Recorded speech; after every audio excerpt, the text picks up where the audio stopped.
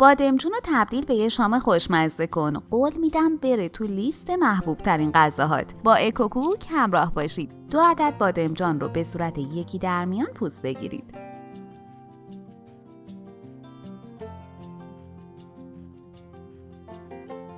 به این شکل اونا رو نگینی خرد کنید.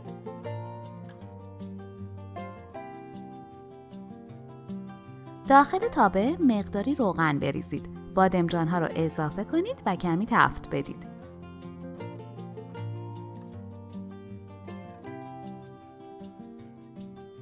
کمی نمک و فلفل سیاه اضافه کنید و هم بزنید.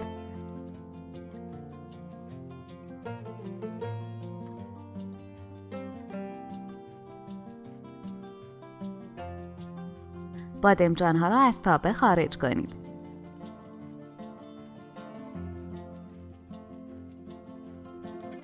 مقداری روغن بریزید. 1 عدد پیاز رو خرد کنید و داخل تابه بریزید تا سرخ بشه.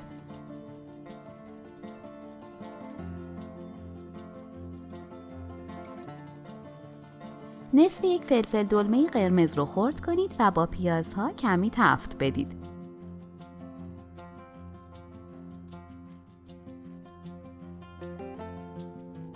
یه پیمانه پوره گوجه فرنگی. آیا میدونستید که با سابسکرایب تک تک شما عزیزان ما انرژی بیشتری برای تولید آموزش ها میگیریم؟ 1 قاشق چایخوری نمک، 1 قاشق چایخوری شکر، 2 حبه سیر خرد شده،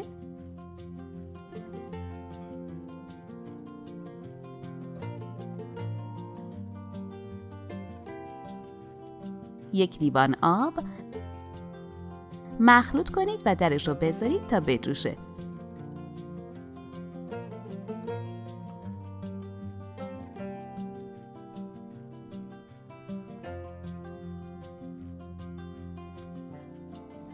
بادمجان ها رو اضافه و مخلوط کنید.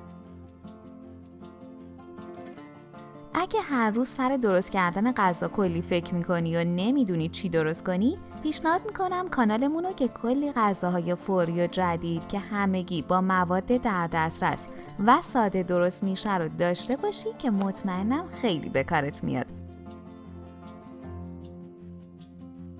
3 فضای خالی برای تخم مرغ ایجاد کنید.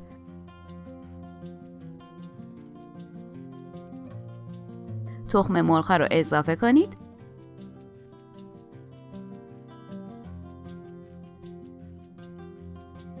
روشون کمی نمک بپاشید. در تابه رو ببندید تا تخم مرغ‌ها بپزن.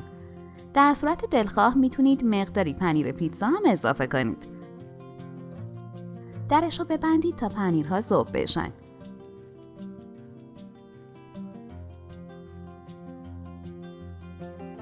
مطمئنم اگه امتحان کنی همیشه هوسشو میکنی. نوش جان.